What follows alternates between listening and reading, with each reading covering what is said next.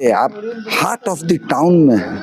आप बताइए कि इस जगह का अच्छा निर्माण होना चाहिए कि नहीं। क्या बुरा हालत में लोग रह रहा है। आप एक तरफ स्वास्थ्य का बात करते हैं, दूसरी तरफ नाला बह रहा है, पैखाना का नाला बह रहा है। आप बता दीजिए कि पूरे दीघा विधानसभा में कहाँ पर प्लेग्राउंड है। आप बता दीजिए कि दीघा विधानसभा में जो सड़कें हैं, आप मेन सड़क का बात छोड़ के उतर जाइए कॉलोनी के इलाका में, आप देख लीजिए वहाँ का क्या हाल। 22 वार्ड है।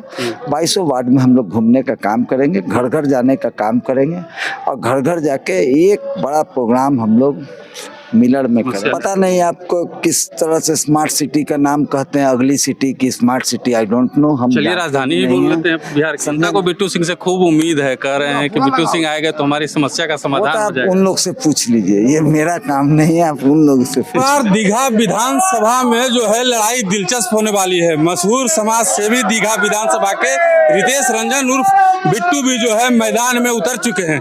स्वागत है सर आपका।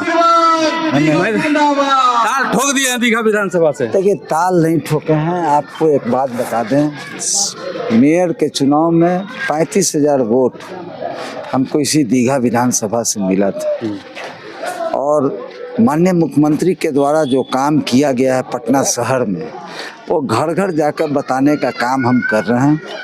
उन लोगों से सुन भी रहे हैं कि आपको क्या कमी लगता है।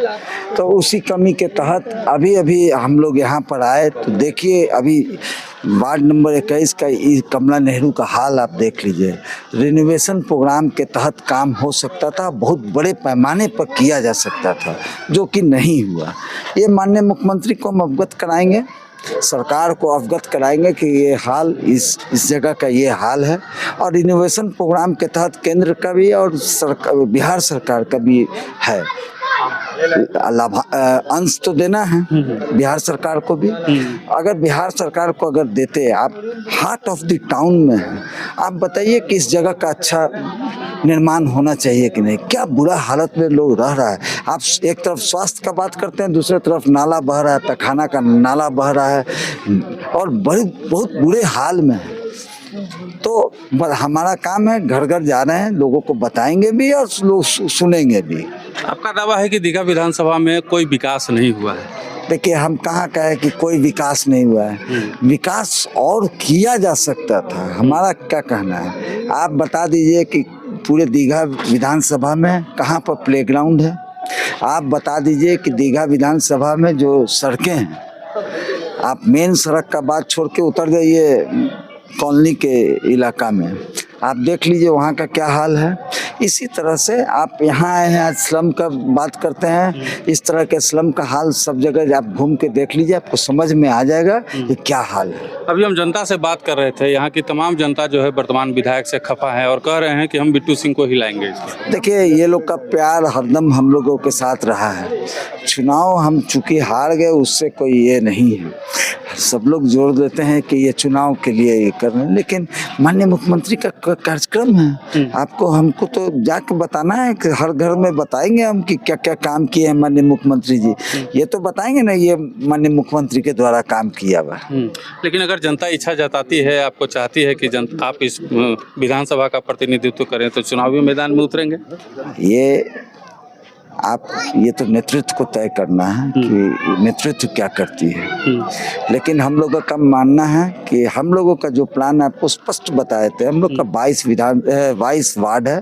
22 वार्ड में हम लोग घूमने का काम करेंगे, घर घर जाने का काम करेंगे और घर घर जाके एक बड़ा प्रोग्राम हम लोग मिलर में करेंगे और वहाँ पर कार्यक्रम काम बहुत हो रहा है। माननीय मुख्यमंत्री, आप देख लीजिए, अटल पथ बना, गंगा पथ बना, लाइफलाइन है अटल पथ, गंगा पथ लाइफलाइन है। कभी कोई सोचा था कि 10 मिनट में पटना सिटी पहुंच जाएंगे? कोई भी हम लोग कभी सोचे थे? लेकिन ये माननीय मुख्यमंत्री का ब्रेन चाइल्ड था जो इस तरह का काम करवा दिए। अभूतपूर्व काम हुआ, कितना फ्लाईओवर बना।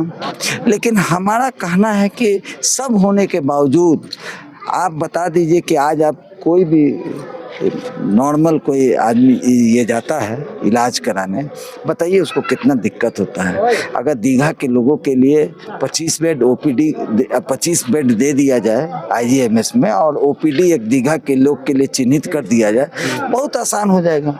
वो सिर्फ अपना आई कार्ड लेके जाएगा, इलेक्शन कार्ड लेके जाएगा या आधार कार्ड लेके जाएगा, उसका इलाज शुरू हो जाएगा।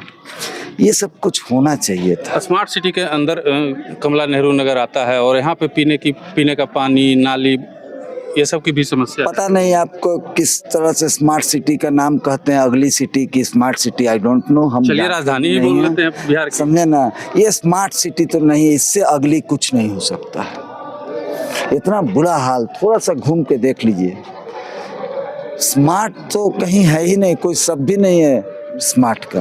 ये तो कहिए कि यहाँ पर 21 नंबर वार्ड में श्वेता रंजन जीत के आई, तो वो उनके आने के बाद लगा कि कुछ काम हुआ, नहीं तो हाल बहुत बुरा था। और हम देखते हैं, हमको तो 10 बजे रात में भी रणधीर जी का फोन आ जाता है, श्वेता जी के हस्बैंड का, कि कल जरा देखिए इस काम को, जरूरी है, करना पड़ेगा।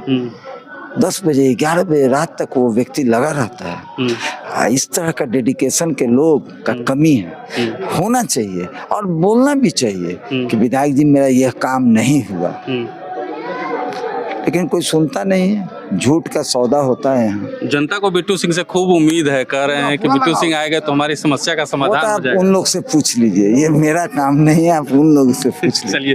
चलिए देखिए, कमला नेहरू नगर की हालत हम आपको दिखाते हैं। देख लीजिए किस तरीके की राजधानी पटना का ये इलाका है और किस तरीके की तंग गलियां हैं, चारों तरफ से ये घिरा हुआ स्लम बस्ती माना जाता है पटना का है ये। और यहाँ पे कोई भी एक भी आदमी ऐसा नहीं मिला हमको जो ये कहा हो कि हाँ पिछले 5 सालों में 10 वर्षों में विकास यहाँ पे कमला नेहरू नगर का हुआ है। और यहाँ पे जबकि बगल में यहाँ पे विधानसभा है, बीजेपी का कार्यालय है, जदयू का कार्यालय है, तमाम जितनी भी राजनीतिक पार्टियां हैं उन पार्टियों का यहाँ पे कार्यालय है। बावजूद इसके कमला नेहरू नगर की स्थिति बेहद ही खराब है। और दीघा विधानसभा के अन्य क्षेत्रों में भी हम जाएंगे और वहाँ पर भी दिखाने की कोशिश आपको करेंगे। तब तक के लिए बने रहिए हमारे साथ, देखते रहिए मगही न्यूज।